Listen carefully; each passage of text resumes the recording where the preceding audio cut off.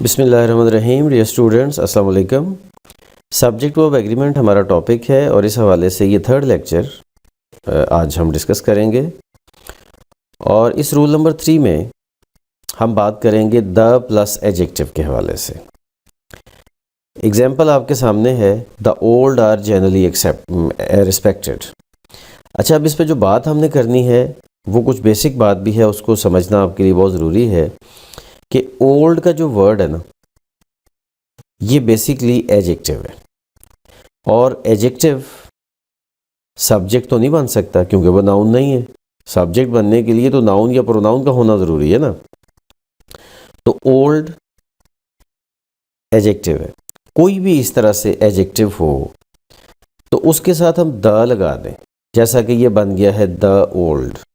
ٹھیک ہے، ہم دا پلس ایجیکٹو کر دیں تو وہ ناؤن بن جاتا ہے. یاد رکھ لیں کہ دا پلس ایجیکٹو اگر ہم لگائیں تو وہ ناؤن بن جاتا ہے، اور وہ ایسا ناؤن بنتا ہے کہ جو ہمیشہ پلورل کے طور پر یوز ہوتا ہے اور اپنی پوری کمیونٹی کو شو کرتا ہے. مطلب دا اولڈ کا مطلب ہے کہ سارے کے سارے اولڈ لوگ.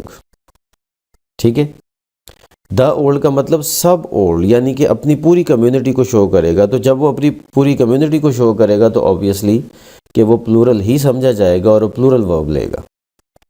تو the old are generally respected. بالکل ایسے ہی دا پور are helped by the rich.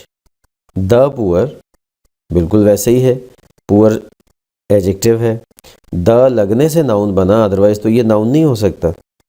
تو دا پور اس کے ساتھ بھی آر آیا. ٹھیک ہے، کیونکہ دا پور پلورل آئے گا، اپنی پوری کمیونٹی سارے پور کی بات ہو رہی ہے.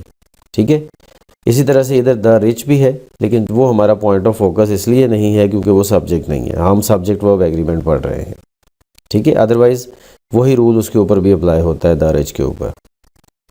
اس کی further examples the beautiful, the intelligent, the hard working, the clever, the responsible, etcetera etcetera. مطلب جتنے بھی ایجیکٹیوز ہیں، especially ایجیکٹیوز of quality, ایجیکٹیوز of quality, وہ سب کے سب جو ہیں اگر دا ان سے پہلے لگا دیا جائے تو وہ ناؤن بن جاتے ہیں اور وہ ہمیشہ پلورل ہی سمجھے جاتے ہیں. تو دا پلس ایجیکٹیو ناؤن بنتا ہے، اس کے حوالے سے ہم نے بات کی. That's it for today. اللہ حافظ.